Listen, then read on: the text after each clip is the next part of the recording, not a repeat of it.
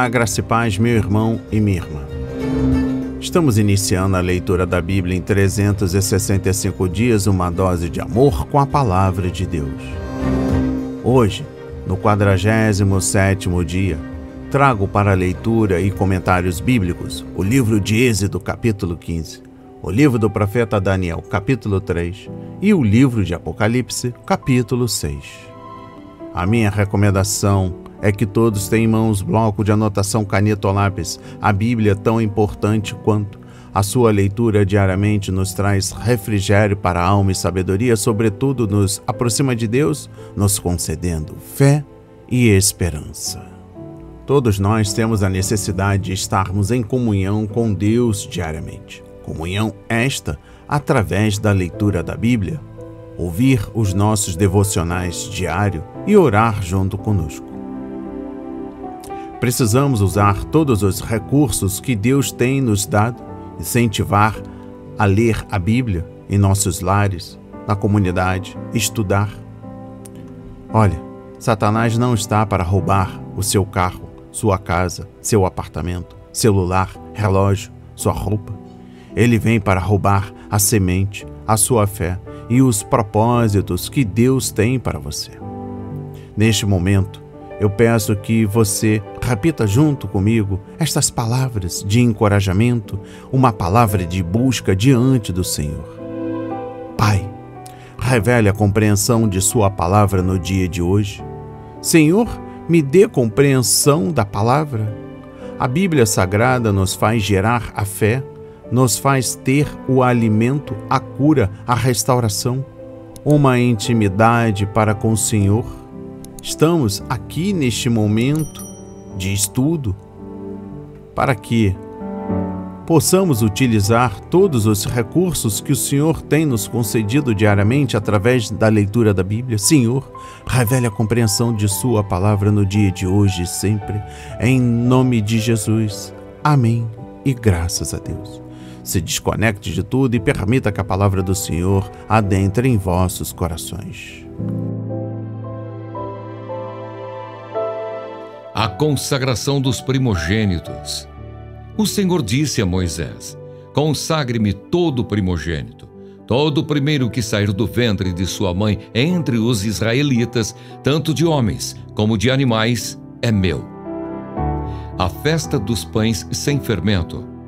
Moisés disse ao povo: lembrem-se deste dia, o dia em que vocês saíram do Egito, da casa da servidão. Pois com mão forte o Senhor os tirou de lá.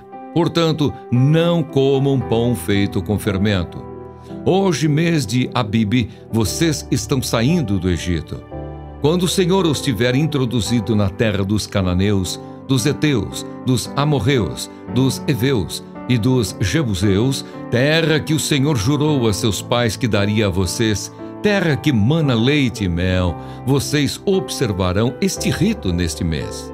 Durante 7 dias vocês comerão pães sem fermento, e no 7º dia haverá festa ao Senhor. Durante 7 dias vocês comerão pães sem fermento. Nada que tenha sido levedado se encontrará entre vocês, nem ainda fermento será encontrado em todo o seu território. Naquele mesmo dia vocês dirão a seus filhos: isto é pelo que o Senhor nos fez quando saímos do Egito. E será como sinal na mão de vocês e por memorial entre os seus olhos, para que a lei do Senhor esteja na sua boca, pois com mão forte o Senhor os tirou do Egito. Portanto, guardem esta ordenança no tempo determinado, de ano em ano. A separação dos primogênitos. Quando o Senhor os tiver introduzido na terra dos cananeus, como jurou a vocês e aos seus pais, quando ele lhes tiver dado essa terra, vocês deverão separar para o Senhor todo o primeiro filho homem que nascer e todo o primogênito dos seus animais. Os filhos e filhotes machos serão do Senhor. Porém, todo o primogênito da jumenta vocês poderão resgatar com um cordeiro. Se não o resgatarem, deverá ser desnucado. Mas vocês resgatarão todo o primogênito do homem entre os seus filhos. Se no futuro o seu filho perguntar: o que significa isso? você responderá: o Senhor com mão forte nos tirou da casa da servidão. Pois aconteceu que, endurecendo-se Faraó para não nos deixar sair, o Senhor matou todos os primogênitos na terra do Egito, desde o primogênito do homem até o primogênito dos animais. Por isso, sacrificamos ao Senhor todo o primeiro filhote macho. Mas a todo primogênito de nossos filhos nós resgatamos. E isto será como sinal nas suas mãos e por frontais entre os seus olhos, porque o Senhor com mão forte nos tirou do Egito. Deus guia o povo pelo caminho. Quando Faraó deixou o povo ir, Deus não os levou pelo caminho da terra dos filisteus, embora fosse mais perto, pois disse: para não acontecer que, vendo a guerra, o povo se arrependa e queira voltar para o Egito. Porém, Deus fez o povo rodear pelo caminho do deserto, perto do Mar Vermelho. Os filhos de Israel saíram do Egito organizados como um exército. Moisés levou consigo também os ossos de José, pois este havia feito com que os filhos de Israel jurassem solenemente, dizendo: Deus certamente visitará vocês. Quando isso acontecer, levem os meus ossos daqui. Os israelitas partiram de Sucote e acamparam em Etã, à entrada do deserto. O Senhor ia adiante deles durante o dia, numa coluna de nuvem, para os guiar pelo caminho.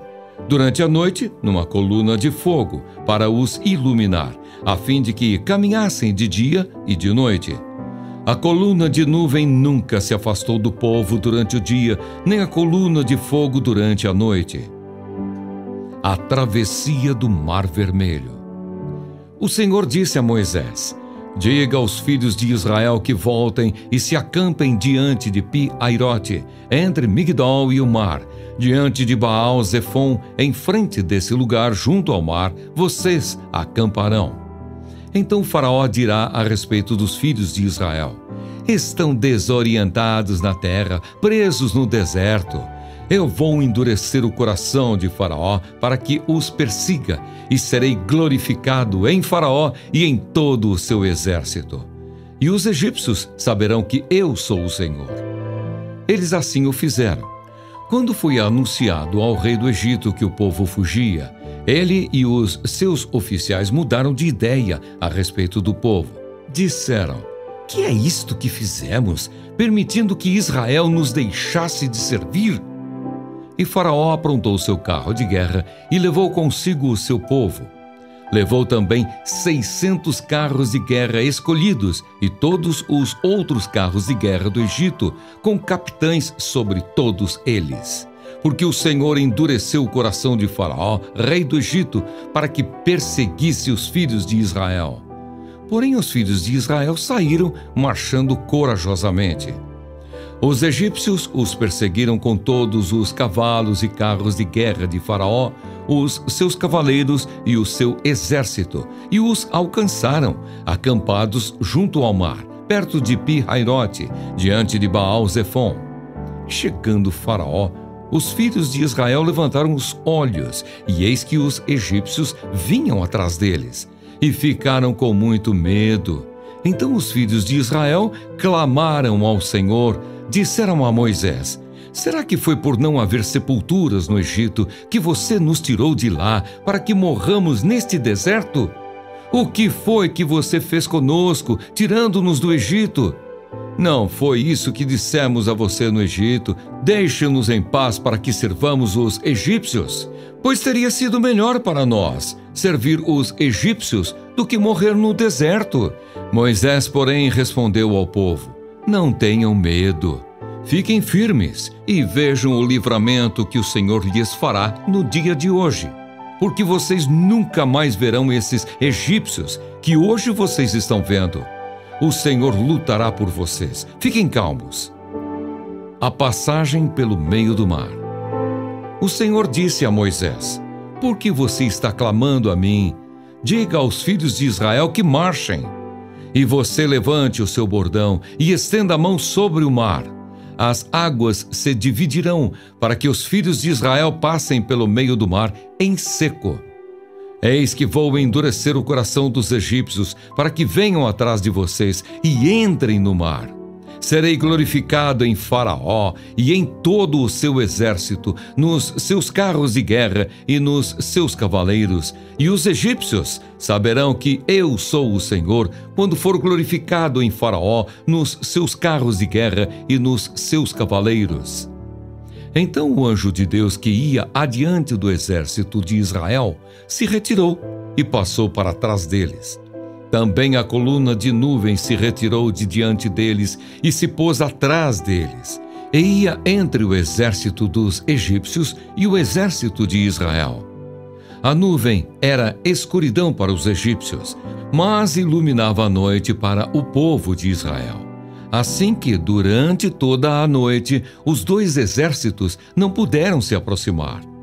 Então Moisés estendeu a mão sobre o mar, e o Senhor, por um forte vento leste que soprou toda aquela noite, fez com que o mar se retirasse, tornando-se terra seca, e as águas foram divididas.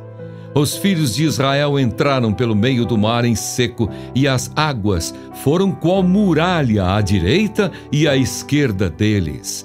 Os egípcios que os perseguiam entraram atrás deles, todos os cavalos de Faraó, os seus carros de guerra e os seus cavaleiros até o meio do mar.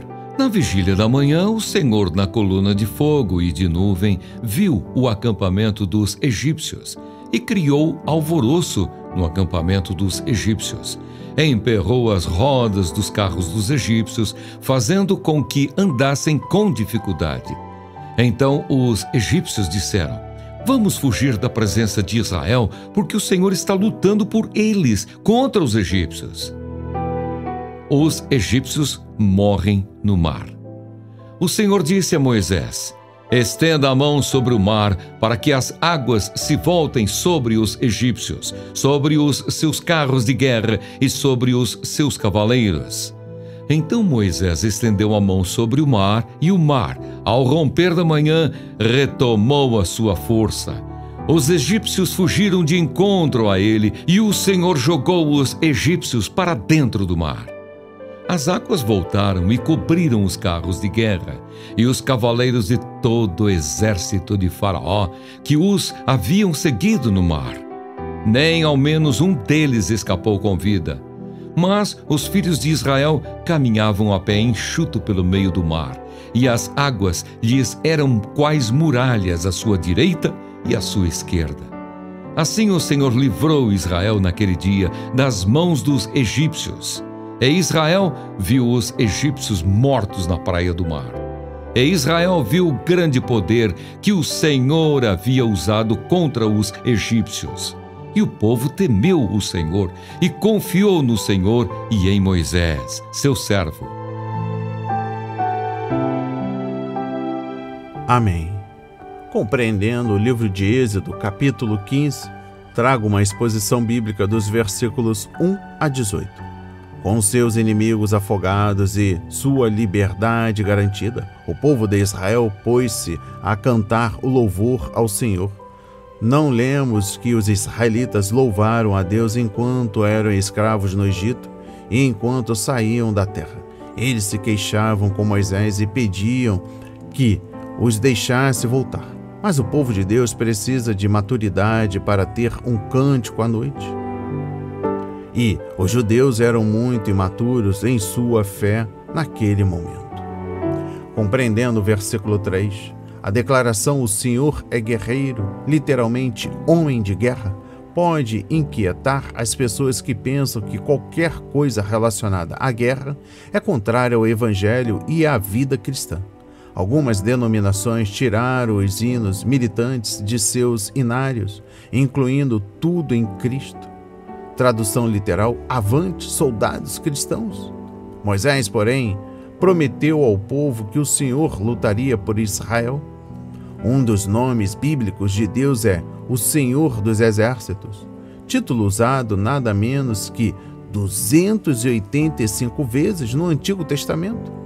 Esse aspecto do caráter de Deus é o tema do famoso hino da Reforma, intitulado Castelo Forte. Se existe neste mundo um inimigo como Satanás, e se o pecado e o mal são abomináveis para Deus, então ele deve declarar guerra a eles. O Senhor sairá como um homem poderoso, como guerreiro, despertará o seu zelo. Com forte brado e seu grito de guerra, triunfará sobre os seus inimigos, conforme Isaías 42, versículo 13. Jesus Cristo é o Cordeiro que morreu por nossas transgressões e o leão que julga o pecado, conforme Apocalipse 5, versículos 5 e 6. E um dia virá montado em um cavalo para conquistar seus inimigos, Apocalipse 19, versículo 11. Enfatizar somente que Deus é amor, 1 João capítulo 4, versículo 8 e 16, é ignorar que Deus é luz, 1 João capítulo 1, versículo 5. É roubar do Senhor seus atributos de retidão, santidade e justiça. Exposição bíblica dos versículos 16 a 18. Esta estrofe do Cântico de Vitória tem a perspectiva a conquista de Canaã por Israel e mostra que Deus comprou os israelitas e que eles são seu povo. As nações em Canaã ficariam paralisadas como pedras quando o exército hebreu conquistasse a terra e as tribos judaicas reivindicassem sua herança. Deus os tirou do Egito a fim de levá-los para Canaã e plantá-los na terra que era sua. Deus colocaria seu santuário no meio de seu povo e habitaria com eles na glória. O Senhor reinará eternamente. Êxodo 15, versículo 18, é o clímax do cântico, ressaltando que Deus é soberano e eterno. Exposição bíblica dos versículos 20 a 21. Miriam e Arão lideraram o povo em um refrão ensurdecedor, enaltecendo a vitória do Senhor.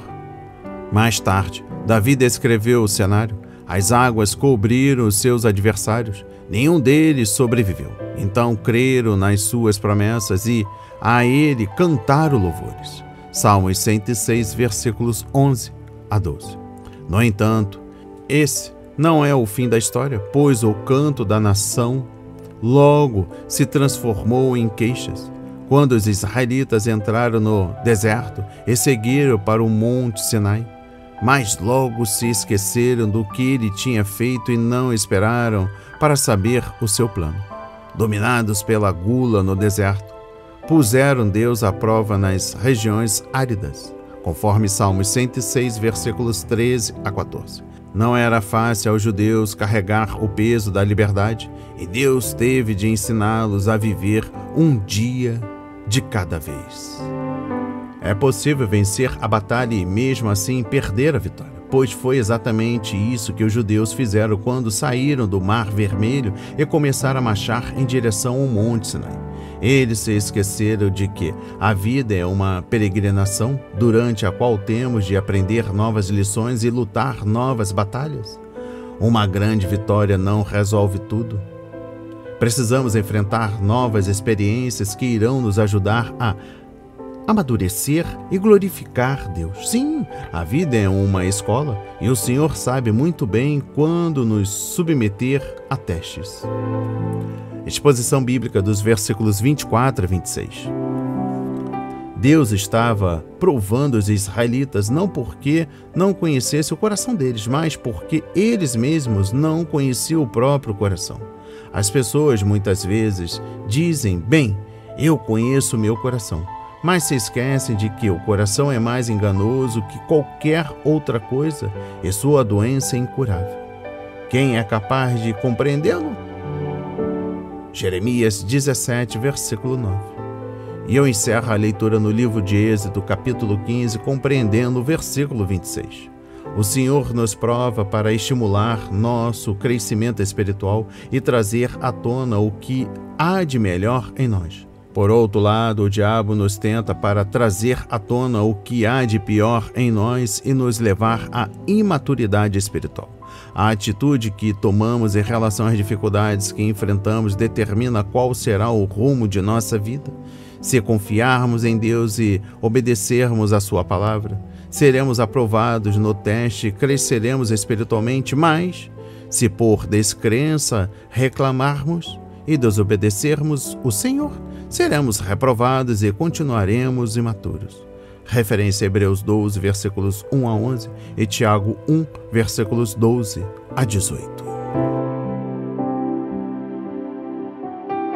A estátua de ouro e a fornalha de fogo ardente. O rei Nabucodonosor fez uma imagem de ouro que tinha 27 metros de altura e 2,70 metros de largura, que ele levantou na planície de Dura, na província da Babilônia. Então o rei Nabucodonosor mandou reunir os sátrapas, os prefeitos, os governadores, os juízes, os tesoureiros, os magistrados, os conselheiros e todos os oficiais das províncias para que viessem à cerimônia de inauguração da imagem que o rei Nabucodonosor tinha levantado. Então se reuniram os sátrapas, os prefeitos, os governadores, os juízes, os tesoureiros, os magistrados, os conselheiros e todos os oficiais das províncias para a cerimônia de inauguração da imagem que o rei Nabucodonosor tinha levantado. E ficaram em pé diante da imagem que Nabucodonosor tinha levantado. Nisto o arauto proclamou em alta voz: ordena-se a vocês, pessoas de todos os povos, nações e línguas, que no momento em que ouvirem o som da trombeta, da flauta, da harpa, da cítara, da lira, da gaita de foles e de todo tipo de música, vocês se prostrem e adorem a imagem de ouro que o rei Nabucodonosor levantou. Quem não se prostrar e não a adorar será no mesmo instante lançado na fornalha de fogo ardente. Assim, quando ouviram o som da trombeta, da flauta, da harpa, da cítara, da lira e de todo tipo de música, pessoas de todos os povos, nações e línguas se prostraram e adoraram a imagem de ouro que o rei Nabucodonosor tinha levantado. No mesmo instante, alguns homens caldeus se aproximaram e acusaram os judeus. Disseram ao rei Nabucodonosor: que o rei viva eternamente. O Senhor, ó rei, baixou um decreto ordenando que todo homem que ouvisse o som da trombeta, da flauta, da harpa, da cítara, da lira, da gaita de foles e de todo tipo de música deveria se prostrar e adorar a imagem de ouro, e que todo aquele que não se prostrasse e não adorasse seria lançado na fornalha de fogo ardente. Há uns homens judeus que o Senhor, ó rei, pôs como administradores da província da Babilônia, Sadraque, Mesaque e Abednego. Esses homens fizeram pouco caso do Senhor, ó rei. Não prestam culto aos deuses do rei, nem adoram a imagem de ouro que o Senhor levantou. Então Nabucodonosor, irado e furioso, mandou chamar Sadraque, Mesaque e Abednego, e eles foram levados à presença do rei. Nabucodonosor lhes disse: Sadraque, Mesaque e Abednego, é verdade que vocês não prestam culto aos meus deuses, nem adoram a imagem de ouro que levantei? Agora, pois, se vocês estão prontos quando ouvirem o som da trompeta, da flauta, da cítara, da harpa, da lira, da gaita de foles, prostrem-se e adorem a imagem que eu fiz. Mas, se não a adorarem, serão no mesmo instante lançados na fornalha de fogo ardente. E quem é o Deus que os poderá livrar das minhas mãos? Sadraque, Mesaque e Abednego responderam ao rei: Ó Nabucodonosor, quanto a isto não precisamos nem responder. Se o nosso Deus, a quem servimos, quiser livrar-nos, ele nos livrará da fornalha de fogo ardente e das suas mãos, ó rei. E mesmo que ele não nos livre, fique sabendo, ó rei, que não prestaremos culto aos seus deuses, nem adoraremos a imagem de ouro que o Senhor levantou. Então Nabucodonosor se encheu de fúria e o aspecto do seu rosto se alterou em relação a Sadraque, Mesaque e Abednego. Ordenou que se esquentasse a fornalha 7 vezes mais do que de costume. Ordenou aos soldados mais fortes do seu exército que amarrassem Sadraque, Mesaque e Abednego e os jogassem na fornalha de fogo ardente. Então estes homens foram amarrados com os seus mantos, túnicas, chapéus e as suas outras roupas, e foram jogados na fornalha de fogo ardente. Mas porque o rei exigia urgência e a fornalha estava superaquecida, as chamas do fogo mataram os homens que jogaram Sadraque, Mesaque e Abdenego dentro da fornalha. E os 3 homens, Sadraque, Mesaque e Abdenego, caíram amarrados dentro da fornalha de fogo ardente. Em seguida, o rei Nabucodonosor, muito espantado, se levantou depressa e perguntou aos seus conselheiros: "Não eram 3 os homens que amarramos e jogamos no fogo?" Eles responderam: "É verdade, ó rei." Mas o rei disse: "Eu, porém, estou vendo 4 homens soltos andando no meio do fogo. Não sofreram nenhum dano, e o aspecto do quarto é semelhante a um filho dos deuses." Então Nabucodonosor se aproximou da porta da fornalha de fogo ardente e gritou: "Sadraque, Mesaque e Abdenego, servos do Deus Altíssimo, venham para fora, venham cá!"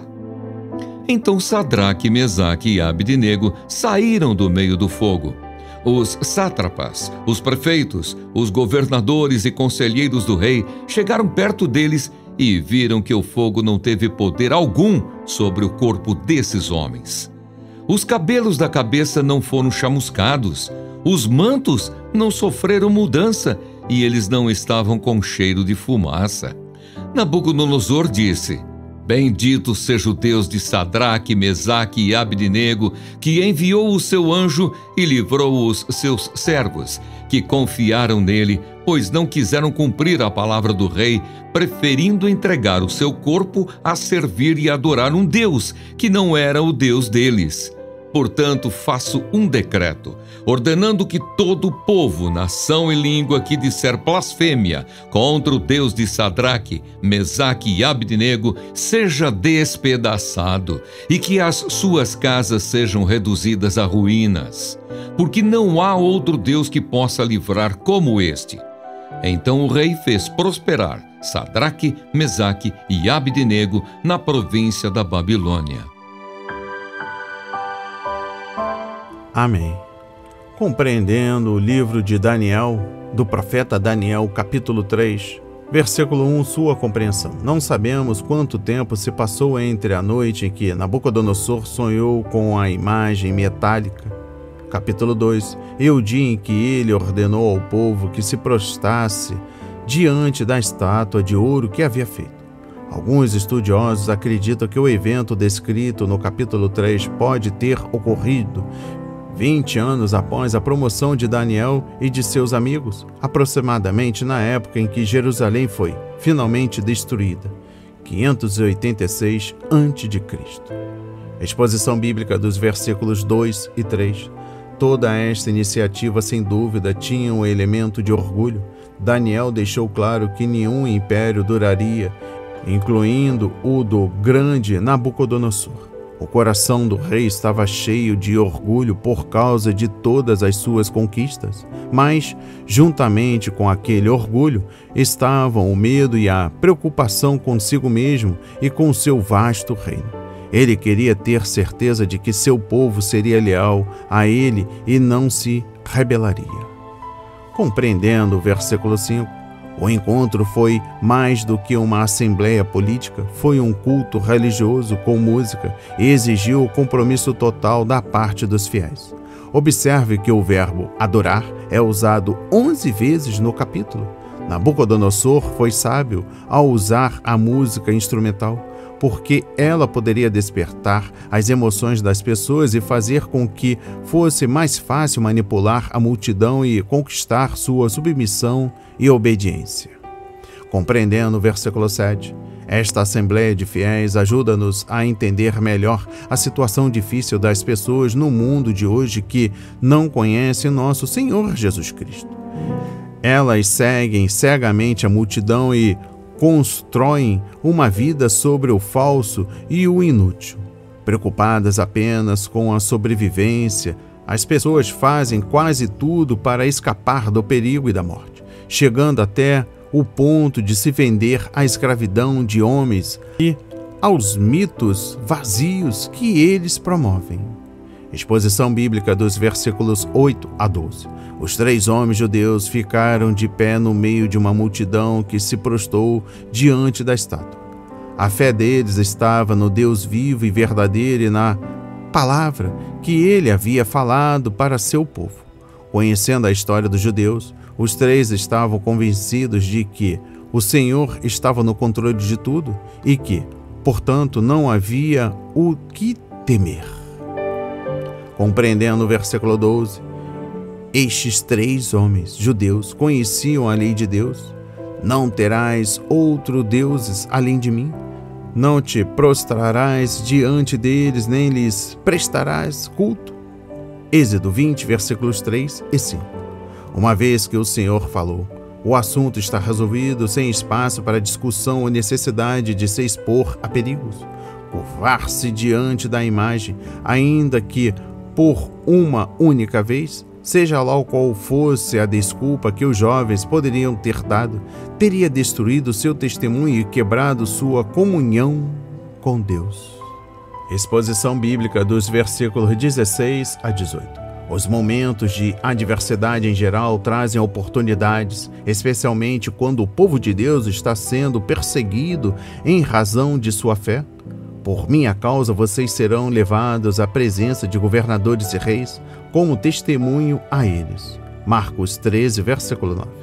Aqueles 3 judeus corajosos não estavam preocupados consigo mesmos, nem estavam com medo da fúria do rei.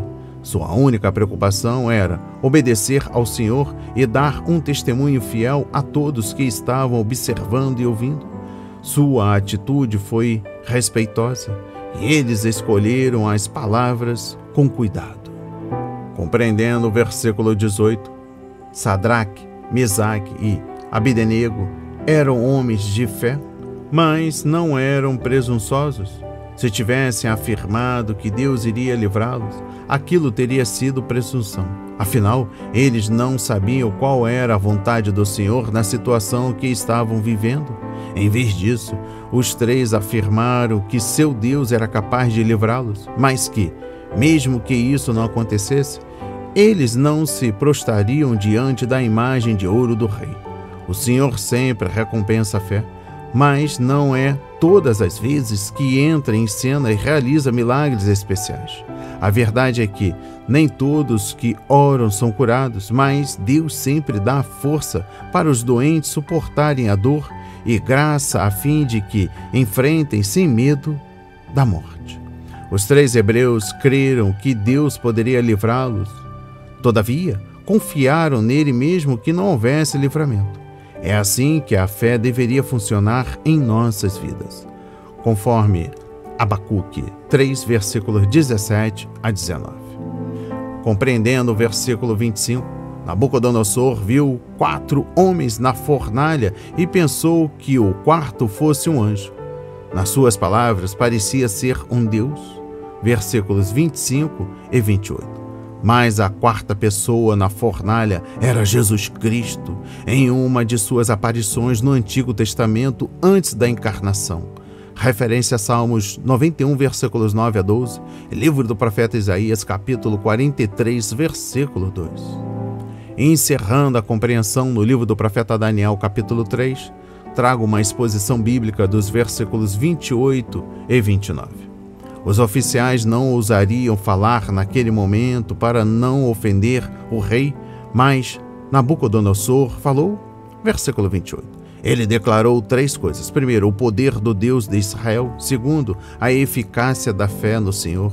Terceiro, a dedicação notável dos 3 homens judeus que entregaram o próprio corpo ao Deus verdadeiro e não ao falso Deus do rei. Romanos 12, versículos 1 e 2. Por meio de um ato de fé, os 3 homens judeus se tornaram testemunha do Deus vivo para todo o Império Babilônico. O cordeiro quebra os selos. O primeiro selo. Vi quando o cordeiro quebrou o primeiro dos 7 selos e ouvi um dos 4 seres viventes dizendo, como se fosse som de trovão: venha! Vi então e eis um cavalo branco. O seu cavaleiro tinha um arco e foi-lhe dada uma coroa, e ele saiu vencendo e para vencer. O segundo selo. Quando o cordeiro quebrou o segundo selo, ouvi o segundo ser vivente dizendo: Venha! E saiu outro cavalo que era vermelho, e o seu cavaleiro foi dado poder para tirar a paz da terra e fazer com que os homens matassem uns aos outros. Também lhe foi dada uma grande espada. O terceiro selo. Quando o cordeiro quebrou o terceiro selo, ouvi o terceiro ser vivente dizendo: Venha! Então olhei, e eis um cavalo preto e o seu cavaleiro com uma balança na mão.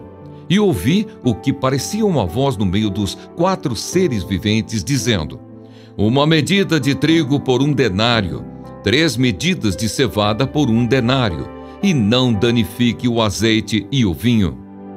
O quarto selo. Quando o cordeiro quebrou o quarto selo, ouvi a voz do quarto ser vivente, dizendo: Venha! Vi então, e eis um cavalo amarelo. O seu cavaleiro se chamava Morte, e o inferno o estava seguindo. E lhes foi dada autoridade sobre a 4ª parte da terra, para matar à espada, pela fome, com a mortandade e por meio dos animais selvagens da terra. O quinto selo. Quando o cordeiro quebrou o 5º selo, vi debaixo do altar as almas daqueles que tinham sido mortos por causa da palavra de Deus e por causa do testemunho que deram. Clamaram com voz forte, dizendo: Até quando, ó soberano Senhor, santo e verdadeiro, não julgas nem vingas o nosso sangue dos que habitam sobre a terra? Então a cada um deles foi dada uma veste branca, e lhes foi pedido que repousassem ainda por pouco tempo, até que também se completasse o número dos seus conservos e seus irmãos que iam ser mortos, como eles tinham sido. O sexto selo. Vi quando o cordeiro quebrou o 6º selo. Houve um grande terremoto, o sol se tornou negro como pano de saco feito de crina. A lua ficou toda vermelha como sangue. As estrelas do céu caíram sobre a terra, como a figueira deixa cair os seus figos verdes quando sacudida por um vento forte. E o céu recolheu-se como um pergaminho quando se enrola. Então todos os montes e as ilhas foram movidos do seu lugar. Os reis da terra, os grandes, os comandantes, os ricos, os poderosos e todo o escravo e todo o livre se esconderam nas cavernas e nos penhascos dos montes e disseram aos montes e aos rochedos: Caiam sobre nós e nos escondam da face daquele que está sentado no trono e da ira do Cordeiro. Porque chegou o grande dia da ira deles, e quem poderá subsistir? Amém. Compreendendo o livro de Apocalipse, capítulo 6, trago uma exposição bíblica dos versículos 1 a 8. As imagens do cavalo provavelmente estão relacionadas com a visão descrita em Zacarias 1, versículo 7 a 17. Os cavalos representam a atividade de Deus na terra, as forças que ele usa para cumprir seus propósitos divinos. O centro de seu programa é Israel, particularmente Jerusalém. A cidade santa é mencionada 39 vezes em Zacarias. Deus tem um propósito na aliança para Israel, e esse plano se cumprirá como ele prometeu. Exposição bíblica dos versículos 1 e 2. Daniel declarou que um governante faria uma aliança com Israel para protegê-lo de seus inimigos. Daniel 9, versículos 26 a 27. Em outras palavras, o futuro ditador mundial começaria a sua carreira como um pacificador. Ele iria de vitória em vitória e, finalmente, controlaria todo o mundo. É de esperar que o anticristo seja semelhante a Cristo, porque se trata da grande imitação de Satanás. Até os judeus que deveriam conhecer as Escrituras serão ludibriados por ele. João 5, versículo 43, 2 de Tessalonicenses, capítulo 2, versículos 1 a 12. Esse grande enganador virá como um líder pacífico, segurando um arco, mas sem flechas. O detalhe é que a arma de Nosso Senhor é uma espada, conforme Apocalipse 19, versículo 15. O anticristo parecerá resolver os problemas do mundo e será recebido como o grande libertador. Vigia! Compreendendo os versículos 3 e 4, exposição bíblica, a conquista do anticristo começa em paz, mas logo ele troca o arco sem flechas por uma espada. A cor vermelha está muitas vezes associada ao terror e morte. No relato apocalíptico, temos o dragão vermelho, capítulo 12, versículo 3, e a besta vermelha, capítulo 17, versículo 3. A ilustração retrata um cruel derramamento de sangue. Exposição bíblica dos versículos 5 e 6. A cor preta está muitas vezes ligada à fome.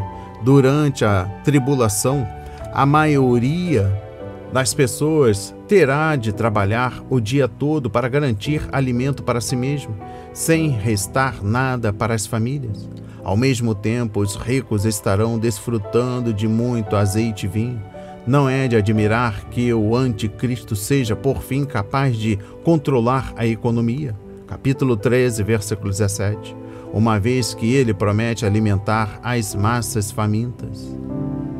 Exposição bíblica dos versículos 7 e 8. João viu dois personagens, a morte montada em um cavalo amarelo e o Hades que a seguia de perto, mas Cristo tem as chaves da morte e dos Hades, capítulo 1, versículo 18, e ambos serão um dia lançados no inferno, capítulo 20, versículo 14.